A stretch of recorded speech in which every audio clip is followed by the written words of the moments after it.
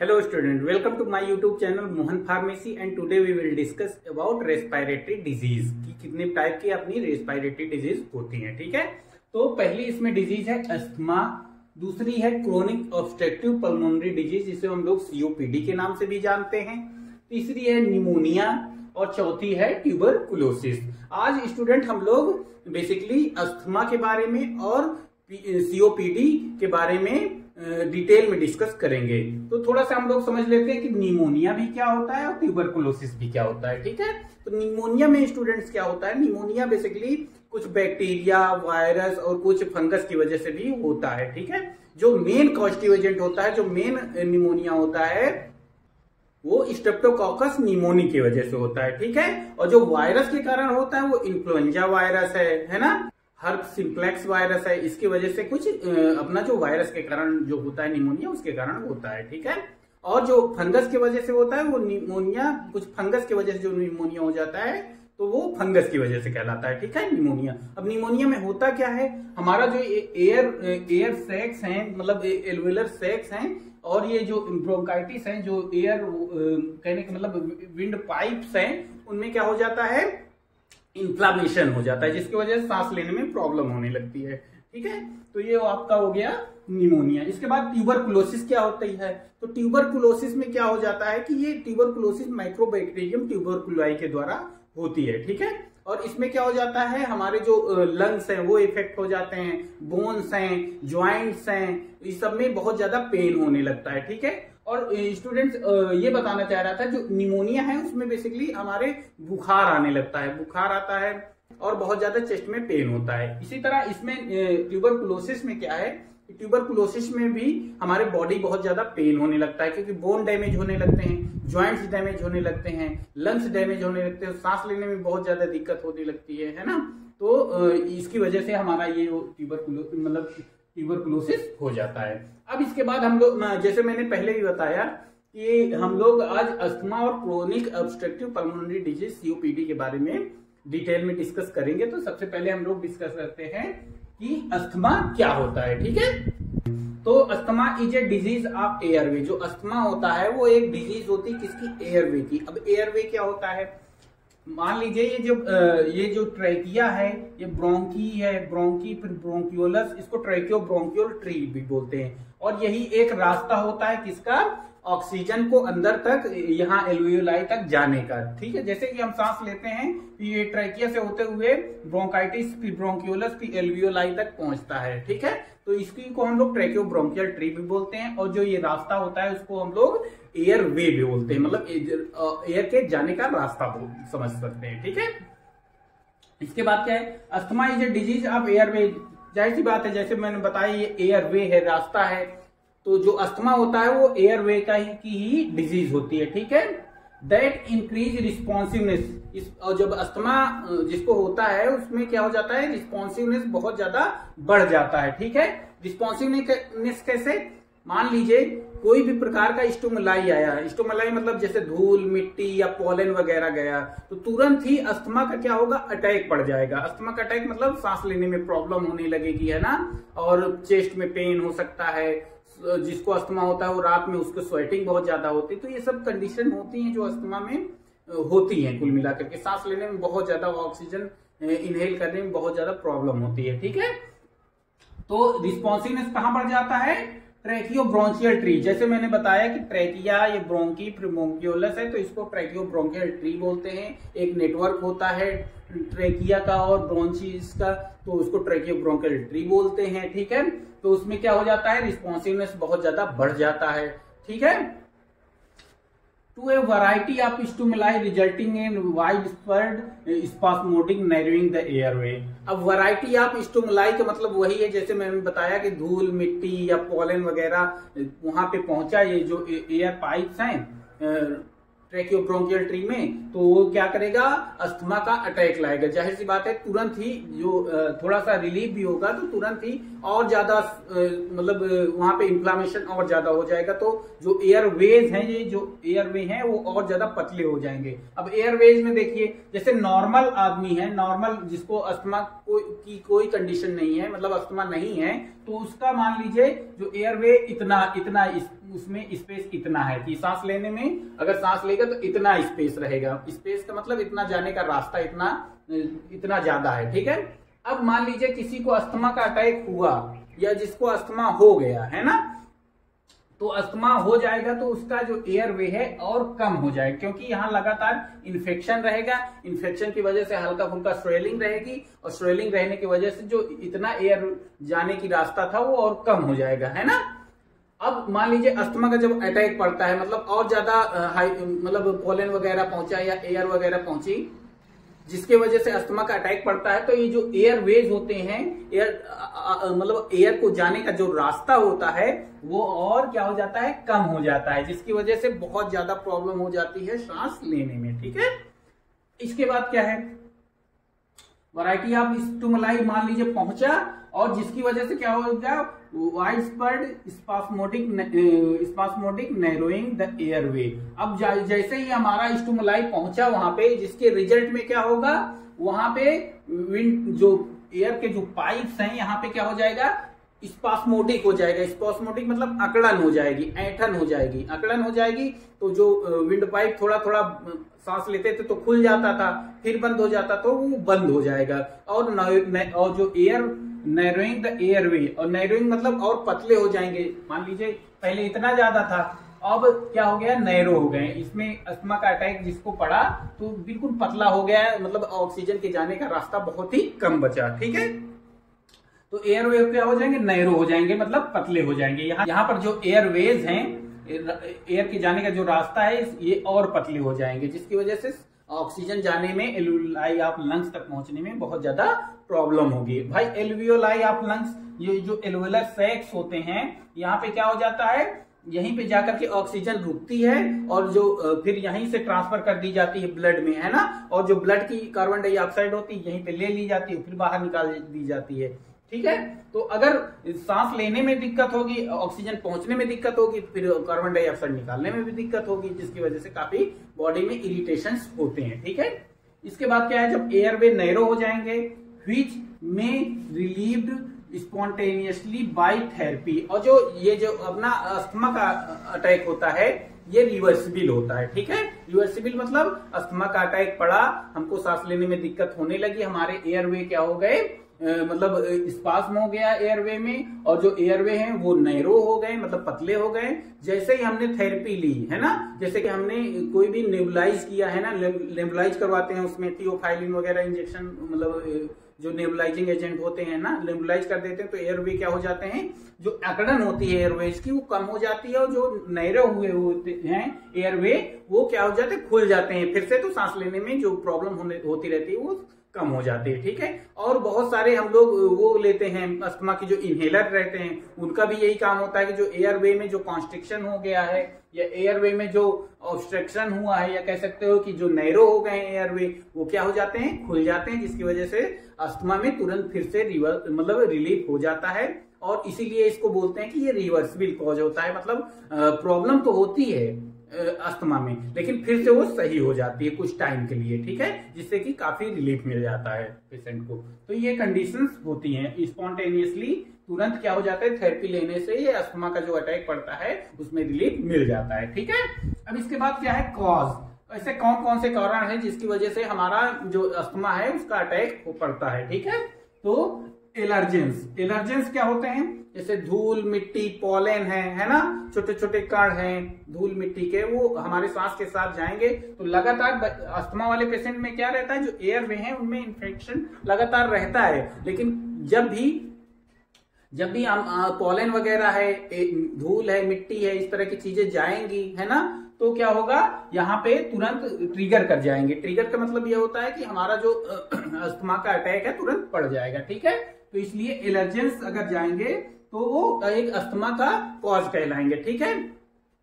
इसके बाद इरिटेंट्स में क्या है, धूल मिट्टी है, जैसे कि सिगरेट वगैरह, बीड़ी है, ये सब आदमी पीता है तो वो इरिटेंट्स कहलाते हैं। तो वो इरिटेंट्स भी अगर लेते हैं अस्थमा वाला पेशेंट तो तुरंत उसमें क्या हो जाता है, ऑब्स्ट्रक्शन आ सकता है, मतलब स्वेलिंग आ सकती है और जो एयरवे है वो नैरो हो सकते हैं, ठीक है, जिसकी वजह से अस्थमा का अटैक पड़ सकता है। और लगातार अगर बहुत दिन तक, बहुत पहले से अगर कोई इरिटेंट्स ले रहा है, जैसे सिगरेट है ना, और ये बीड़ी वगैरह है, तो उसको हो सकता है कि अस्थमा हो भी जाए, ठीक है। और क्या है, एक्सरसाइज, अगर क्या है कि सुबह सुबह उठ करके आदत नहीं है लगातार, और ठंडी में जब बहुत ज्यादा ठंडी पड़ती तो लगातार अगर उठ करके आप अगर एक्सरसाइज हद से ज्यादा कर रहे हैं या बहुत ज्यादा दौड़ ले रहे हैं, तो उसमें क्या होता है, बहुत ठंडी ठंडी हवा अंदर जाने की वजह से कभी कभी होता है कि अस्थमा अगर है तो वो क्या कर जाएगा, ट्रिगर कर जाएगा, या अस्थमा का मतलब अस्थमा हो भी सकता है जिसकी वजह से, ठीक है, तो वो एक्सरसाइज की वजह से होता है। और कुछ वायरल इन्फेक्शन है जिसकी वजह से क्या हो सकता है, आपको अस्थमा का अटैक पड़ सकता है, ठीक है, या अस्थमा हो सकता है, ठीक है। तो ये कुछ नॉर्मल कॉज हुए जिसकी वजह से अस्थमा होता है या अस्थमा का अटैक पड़ सकता है, ठीक है। इसके बाद क्या है, इसके बाद सिम्टम, या कह सकते हो कि क्लिनिकल मैनिफेस्टेशन क्या होता है। तो जब अस्थमा हो जाता है तो उसमें क्या होता है, कफिंग बहुत ज्यादा, कफिंग मतलब बहुत ज्यादा कफ आता है, स्पूटम बहुत ज्यादा होता है, आदमी खांसता रहता है, थूकता रहता है ना, तो बहुत ज्यादा स्पूटम बनता है, कफिंग बहुत ज्यादा करता है। वीजिंग मतलब क्या होता है, खांसी, खांसी बहुत ज्यादा आएगी, थोड़ा भी धूल मिट्टी अगर गई तो उसके अंदर बहुत तुरंत वो खांसने लगेगा, ठीक है। इसके बाद क्या है, चेस्ट टाइटनेस, अब जाहिर सी बात है उसके एयरवेज में क्या हो जाएगी, अकड़न हो जाएगी, जो सांस मतलब लेने वाला पाइप है उसमें अकड़न हो जाएगी, उसके एयरवे नैरो हो जाएंगे, तो जिसकी वजह से हमारे मतलब चेस्ट पेन अस्थमा के पेशेंट को बहुत ज्यादा होने लगेगा, ठीक है। शॉर्टनेस ऑफ ब्रीथ, जैसे कि मैंने बताया कि अब एयरवे नैरो हो गए हैं, पतले हो गए हैं, जिसकी वजह से जितनी ऑक्सीजन जानी चाहिए थी उतनी नहीं जा पा रही है, तो जिसकी वजह से शॉर्टनेस ऑफ ब्रीथ हो जाएगा, मतलब ऑक्सीजन कम पहुंचेगी, ठीक है। इसके बाद क्या है, फास्ट ब्रीथिंग, और अब जब जितनी ऑक्सीजन इसको चाहिए एल्वियोलाई तक जितनी पहुंचनी चाहिए उतनी नहीं पहुंचा पा रहा है, तो जिसकी वजह से अस्थमा वाला पेशेंट बहुत तेज तेज और जल्दी जल्दी सांस लेना शुरू कर देता है, ठीक है। और ये जो अस्थमा होता है ये कहीं ना कहीं जीनेटिकली भी होता है, ठीक है। तो स्टूडेंट इस प्रकार से आप समझ गए होंगे कि अस्थमा में क्या होता है, बेसिकली क्या होता है कि ये जो ट्रैकिया है, ये ब्रोंकी या ब्रोंकियोलस है, इनमें क्या हो जाता है, कुल मिलाकर के इनमें ही प्रॉब्लम हो जाती है, यही नैरो हो जाती है, ठीक है। और ये बेसिकली किसकी वजह से होती हैं, यहाँ पे इन्फेक्शन की वजह से, ठीक है। और बहुत ज्यादा कभी कभी होता है म्यूकस भी सिक्रीट हो जाता है और फिर निकल नहीं पाता, तो जिसकी वजह से भी और ज्यादा यहाँ पे कंजेशन हो जाता है। स्टूडेंट इसके बाद हम लोग बात करेंगे क्रोनिक ऑब्स्ट्रक्टिव पल्मोनरी डिजीज, हम लोग सीओपीडी के नाम से भी जानते हैं। तो चलिए शुरू करते हैं कि सीओपीडी होता क्या है, ठीक है। तो सीओपीडी मतलब क्रोनिक ऑब्स्ट्रक्टिव पल्मोनरी डिजीज, जिसे हम लोग सीओपीडी कहते हैं, is a term for lungs and airway disease. इसको मतलब लंग्स और एयरवे की ये एक डिजीज होती है, ठीक है। That is restrict your breathing, जो कि आपकी रिस्ट्रिक्ट कर देती है आपकी ब्रीथिंग को। ब्रीथिंग मतलब अब जाहिर सी बात है ये एक लिमिट सेट कर देती है कि इतना ही आप सांस मतलब इतना ही आपकी ऑक्सीजन पहुंचेगी, ठीक है, ये रिस्ट्रिक्ट कर देती है, ठीक है। People with COPD have airway inflammation, जिसको सीओपीडी की कंडीशन होती है, जिसको सीओपीडी मतलब क्रोनिक ऑब्स्ट्रक्टिव पल्मोनरी डिजीज हो जाती है, उसमें उसके क्या हो जाते हैं, एयरवे इन्फ्लामेशन, उसके जो एयरवेज होते हैं, एयर जाने का रास्ता होता है, वो उनमें इन्फ्लामेशन हो जाता है। एंड स्कैरिंग, स्कैरिंग मतलब अकड़न हो जाती है एयरवेज में। ऑब्स्ट्रक्शन मतलब अब अकड़न हो जाएगी तो जाहिर सी बात है उसके एयरवेज में रुकावट भी हो जाएगी, ऑब्स्ट्रक्शन हो जाएगा। And damage to the air sac, और जो ये एयर सैक्स हैं, ये जहां पे जाकर के ऑक्सीजन रुकती है ना, ट्रांसफर जहां से ऑक्सीजन का होता है, कार्बन डाइऑक्साइड का मतलब ट्रांसफर होता है, उसमें क्या हो जाता है, वो डैमेज होने लगता है। जो एयर सैक्स हैं वो अपने डैमेज होने लगते हैं, ठीक है। इसके बाद क्या होता है, इन देयर लंग्स और बोथ, और इसके जो लंग्स होते हैं वो भी डैमेज हो जाते हैं, या एल्वियोलाई और लंग्स दोनों क्या हो जाते हैं, डैमेज हो जाते हैं, ठीक है। Emphysema and chronic bronchitis are both form of COPD. जो इम्फाइसेमा होता है या क्रोनिक ब्रोंकाइटिस होती है, ये एक फॉर्म है किसका, सीओपीडी का। जाहिर सी बात है जो सीओपीडी होता है वो केवल मतलब ग्रुप ऑफ डिजीज की वजह से होता है, जिसमें क्या हो जाती है, इम्फाइसेमा एक कंडीशन होते है, क्रोनिक ब्रोंकाइटिस हो जाता है। ये कुछ कंडीशंस हैं जिसकी वजह से क्या हो जाता है, सीओपीडी होता है। ठीक है, अब हम बात करेंगे कि इम्फाइसेमा की क्या कंडीशन होती है, मतलब इम्फाइसेमा में क्या हो जाता है। ठीक है, तो in this condition your alveoli become damage. तो जो इम्फाइसेमा की कंडीशन होती है उसमें आपका जो एल्वियोलाई होता है, जो जहां पर ऑक्सीजन जाकर के रुकती है, वहां पे वो क्या हो जाती है, डैमेज हो जाती है। ठीक है, डैमेज हो जाती है एंड इलाज, और उसका साइज बढ़ जाता है। ठीक है, तो जैसे ये मान लीजिए आपकी एल्वियोलाई ऑफ लंग्स है, मतलब एल्वियोलाई है जहां पर ऑक्सीजन जाकर के रुकती है। ठीक है, और फिर ब्लड में ट्रांसफर हो जाती है और ब्लड की कार्बन डाइऑक्साइड यहीं पे आकर के रुकती है। और ये सब कहां से होता है, एल्वियोलाई के सरफेस से होता है, एल्वियोलाई के जो सेल हैं उसके सरफेस से होता है। लेकिन क्या होता है, जब एम्फाइसेमा की कंडीशन होती है तो यही सरफेस क्या हो जाता है, इसका डैमेज हो जाता है। अब जब सरफेस डैमेज हो गया तो जाहिर सी बात है जो गैसियस एक्सचेंज है वो कहीं ना कहीं रुकावट आएगी, और उसमें रुकावट आएगी तो और भी ज्यादा कंडीशंस वर्स होती चली जाएगी, सीवियर होती चली जाएगी। और जैसे कि मैंने पहले भी बताया कि जो सीओपीडी की कंडीशन होती है वो रिवर्सिबल नहीं होती है, मतलब ये धीरे धीरे बढ़ती जाती है।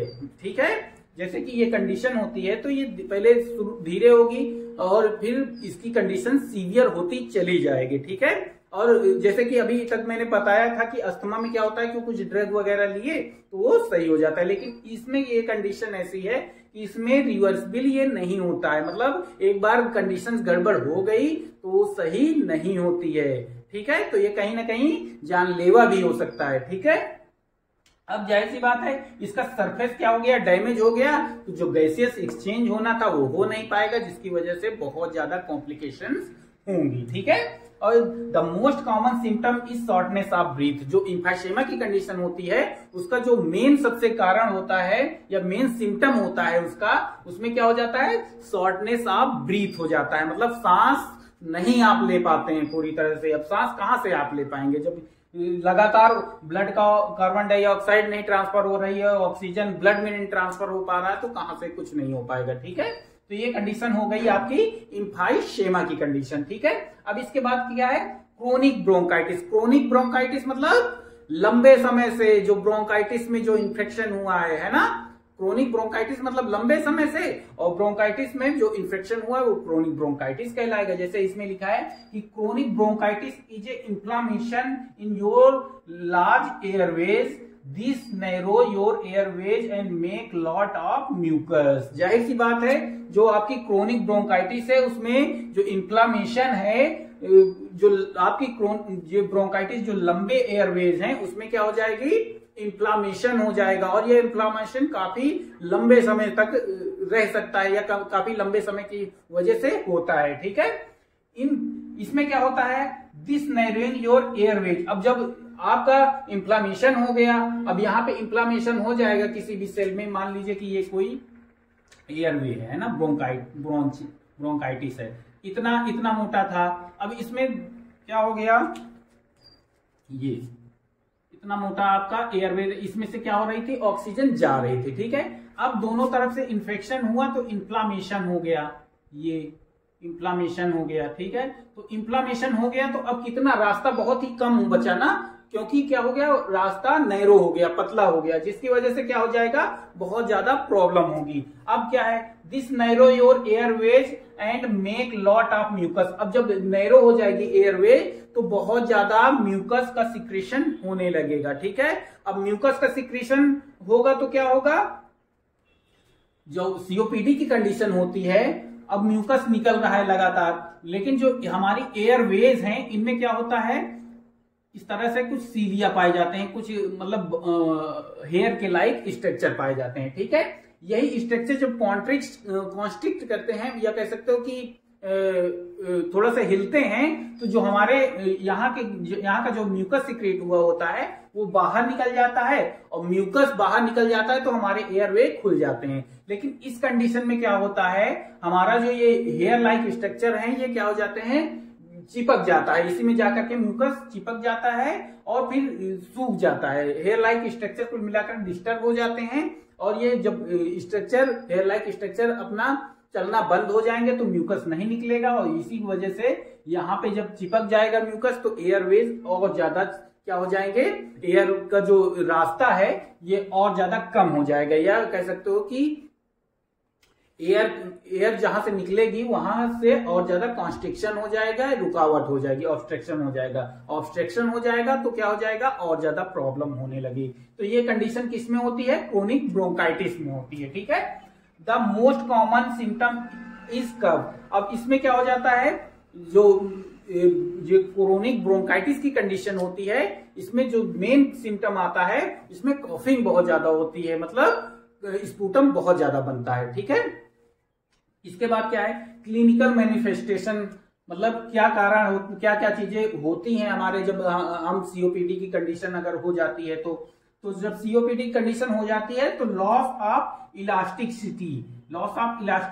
इन your airways and alveolar sac. ठीक है, तो जो एयरवेज होते हैं जब हम सांस खींचते हैं तो ऑक्सीजन जब जाती है तो ये जो एयरवेज होते हैं ये और खुल जाते हैं और मोटे हो जाते हैं, मतलब रास्ता और ज्यादा बढ़ जाता है। इसी तरह एल्वियोलाई आप लंग्स में है, ये जो एल्वियुलर सैक है ये और ज्यादा फूल जाते हैं जब क्या होता है इसमें ऑक्सीजन पहुंचती है। ठीक है, लेकिन क्या होता है जब सीओपीडी की कंडीशन हो जाती है तो ये जो इलास्टिसिटी है, ये एयरवेज की जो इलास्टिसिटी है जो खुल जा रहे थे ये बिल्कुल पूरी तरह से क्या हो जाती है, खत्म हो जाती है। ठीक है, तो elasticity of your airways and air sac, और जो एयर सैक की जो इलास्टिसिटी होती है या खुलने की कंडीशन होती है लंग्स की, वो क्या हो जाती है, बंद हो जाती है, इलास्टिसिटी या लॉस हो जाती है, बंद हो जाती है। ठीक है, दूसरा कंडीशन क्या है, इन्फ्लामेशन हो जाता है। ठीक है, इन्फ्लामेशन कहां पे हो जाएगा, यहाँ पे हो जाएगा, है ना, ये जो एयरवेज है यहाँ पे इन्फ्लामेशन हो जाएगा। स्कैरिंग फाइब्रोसिस हो जाएगी, स्कैरिंग फाइब्रोसिस मतलब अकड़न हो जाएगी। ठीक है, अब ये बिल्कुल अकड़ जाएंगे और फिर ये एयर जाएगी तो ये खुलेंगे नहीं, पहले इलास्टिसिटी थी वो बिल्कुल से खत्म हो जाएगी, यहाँ पे अकड़न हो जाएगी, स्कैरिंग हो जाएगी, जिसे हम लोग फाइब्रोसिस भी बोलते हैं। ठीक है, इसके बाद क्या है, नैरोइंग योर एयरवेज, और इसकी वजह से क्या हो जाएंगे, जो एयरवेज हैं जो ज्यादा रास्ता था वो क्या हो जाएंगे, उसमें जो नैरो हो जाएंगे, मतलब पतले हो जाएंगे। जितना यहाँ पे इतना रास्ता था तो इसके बाद इतना ही रास्ता बचेगा। ठीक है, कहां पे बचेगा, ये जो एयरवेज हैं, ठीक है, रास्ता था जो एयर जाने का। इसके बाद क्या है, thick mucus in your airways, इसकी वजह से थिक म्यूकस कहां पे, एयरवेज में पहुंच जाएगा और वहीं पे चिपक जाएगा। ठीक है, जिसकी वजह से क्या हो जाएगी, जो एयरवेज हैं उसमें और रास्ता कम बचेगा या और नैरो हो जाएंगी। ठीक है, इसके बाद क्या है, destruction of the wall between your alveoli, जो वॉल है मैंने पहले भी बताया, ये जो वॉल है एल्वियोलाई की, एल्वियोलर जो सेल्स हैं उसकी जो वॉल है वो क्या हो जाएंगे, डिस्ट्रक्शन हो जाएंगे, टूट फूट जाएंगी या खराब हो जाएंगी। अब खराब हो जाएंगे तो एयर का ट्रांसफर पूरी तरह से बाधित हो जाएगा, जिसकी वजह से बहुत ज्यादा बॉडी में प्रॉब्लम्स आएंगी। ठीक है, इसके बाद क्या है, सिम्टम क्या है, जब सीओपीडी हो जाता है तो उसमें कौन कौन से ऐसे सिम्टम्स हैं जो कि बॉडी में हमारे आते हैं, तो इसके बारे में हम लोग देख लेते हैं। ठीक है, तो difficulty taking a deep breath, जब पूरी तरह से डीप ब्रीथ मतलब पूरी तरह से गहरी सांस लेने में बहुत ज्यादा दिक्कत होती है। ठीक है, इसके बाद क्या है, shortness of breath specially when performing daily activity, मतलब जब हम डेली एक्टिविटी नैदानिक मतलब डेली के जो काम होते हैं अगर उसको करते हैं, डेली के जो काम होते हैं उसको करते समय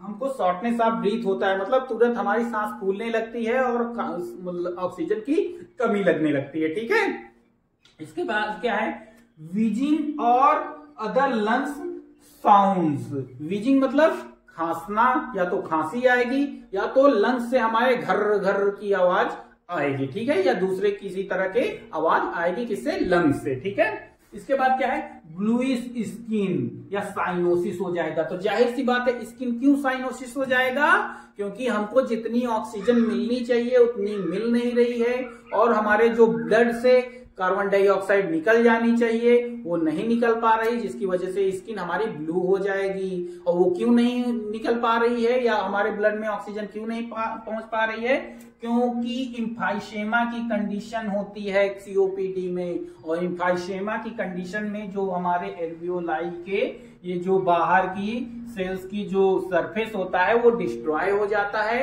और वो सरफेस से ही हमारा जो एयर का ट्रांजिशन होता है या एक्सचेंज होता है, जहां पर हमारी जो ऑक्सीजन आती है वो ब्लड में चली जाती है, और ब्लड की CO2 हमारे फिर से इसमें आ जाती है एल्वियोलाई में। तो ये जो गैसियस एक्सचेंज होता है ये नहीं हो पाता, जिसकी वजह से ऑक्सीजन हमारे ब्लड में नहीं पूरी तरह से पहुंच पाती है, और ब्लड की कार्बन डाइऑक्साइड पूरी तरह से बॉडी से बाहर नहीं निकल पाती, वो ब्लड में रहती है, जिसकी वजह से हमारी स्किन क्या हो जाती है, नीली पड़ने लगती है। और वही कंडीशन क्या कहलाती है, साइनोसिस की कंडीशन कहलाती है।